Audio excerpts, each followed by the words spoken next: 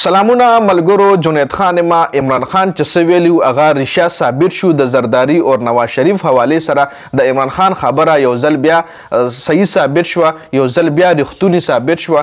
بل د پاکستان د حکومت حوالې سره او د الیکشن حوالې سره بین الاقوامي ادارې، بین الاقوامي نیوز CNN چې کوم دی هغه یو ریپورټ هم جاری کړی دی چې در سره هم په دې ویډیو کې ډسکس کوم. بل د PTI کامران بنګش هم د الیکشن د داندلي حوالې سره څه ثبوتونه، څه حقایق بیان کړي دي چې په هغې باندې هم په دې ویډیو کې خبره کوو. درې اهم اپډیټس دي. ویډیو خپله هم مخکې ملګرو خپله هم مکمل وګورئ او مخکې ملګرو سره ضرور شریک کړئ. عمران خان چې څه ویلي هغه رښتیا ثابت شو. عمران خان مخکې وی چې زرداری او نواز شریف دا دواړه یو څیزونه دي، دا د یو سکې دوه رخونه دي جي، دی نه بدلیږي او هغه بالکل صحیح ثابت شو چې دواړو اتحاد وکړو. نو عمران خان دا هم ویلو چې دی باقاعده حکومتونه تقسیم کړي دي چې بس سند د ستارې زرداری ته ویلي او پنجاب زما دی. نو دغه رنګ وایي دی مختلف ښارونو کې KPK خو الریډي وایي دی نه تللی د KPK خو الریډي چې کله په 2013 کې عمران خان په KPK کې حکومت وګټل نو دا بیان هغه ټایم جاری کو چې زه KPK خو ته ما وایي شته خو دی خپل چې کوم دغه دي صوبې دي هغه تقسیم کړي دي. یو صوبې د نواز شریف له ورکړی، یو صوبه د زرداری ده او دا دواړه یو دي جي. نو اوس بیا په زرداری هم دا بیان جاری کولو چې عمران خان او نواز شریف یو دي. نواز شریف هم بیان جاری کولو چې عمران خان او زرداری یو دي، مطلب په یو بل باندې الزامات لګول. خو ثابته شوه چې عمران خان دی نه جدا دی او دا دواړه یو دي.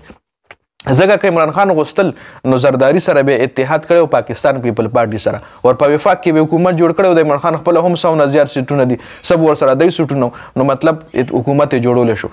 عمران خان مخکې ویلو چې دې غلو سره به زه نه میلاویږم. که عمران خان د حکومت غل وي، حکومت ته غل وي او کرسۍ له غل وي یا مطلب خپل مفادو دپاره د ملک له راتلې نو خو بس اوس ورسره غټه موقع وه پیپل پارټۍ سره به لاس میلاو کړی، حکومت پې جوړ کړی. خو نه عمران خان ویلي چې نه دې خلکو سره به زه نه میلاویږم او هغه خبره عمران خان صحیح ثابته کړه. اوس CNN چې کوم ریپورټ جاری کړی دی چې پاکستان کې یو ځل بیا پاکستاني مورثي سیاست حکومت جوړوي، پاکستان کې یو ځل بیا مورثي سیاست چلیږي او پاکستان کې چې دا کوم حکومت جوړیږي دا ټوټلی د عمران خان خلاف جوړیږي.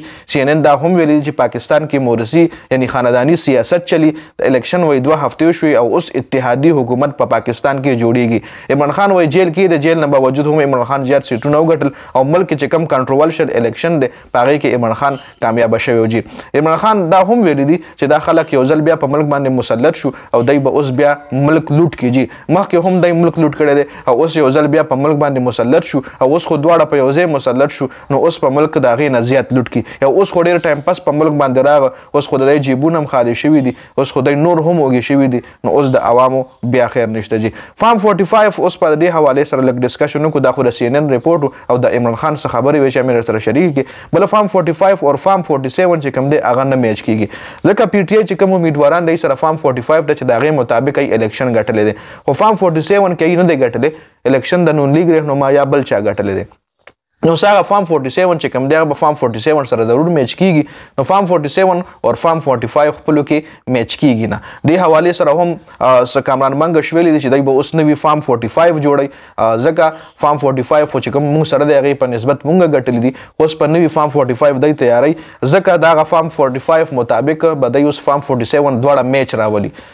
فارم 45 کې چې کم ریزلټ یې به فارم 47 کې هم وي. چې فارم 47 کې ریزلټ چینج یا اور فارم 45 کې چینج نو دا دې مطلب دا شو چې الیکشن کې داندلي شوې ده یا دا فارم 45 چې چا تیار کړی دی اپویدونه لکه مطلب دا دوه مطلبونه دي. نو دې حوالې سره اوس کامران بنګش لیکلي دي چې دی به اوس نوي فارم 45 تیاروي او وایي زه د الیکشن کمیشن دفتر له تللی وم، هلته ما وکتل چې بورۍ بندې پرتې وي او بورۍ چې کومې بندې پرتې وي کې فارم 45 هم فارم 45 هلته دانه وانه پراتو. ما ډیرونه تپوس وکړو چې دا څه شی دی نو هغوی وي چې دا فارم 45 ضایع شوي فارم 45 دی، مطلب ډېر په کثرت تعداد کې فارم 45 ضایع شوي هم دي. نو په دې ویډیو کې دا اپډیټ شو. د ویډیو کتلو زیاته مننه. ویډیو مخکې ملګرو سره ضرور شریکه کړئ. والسلام.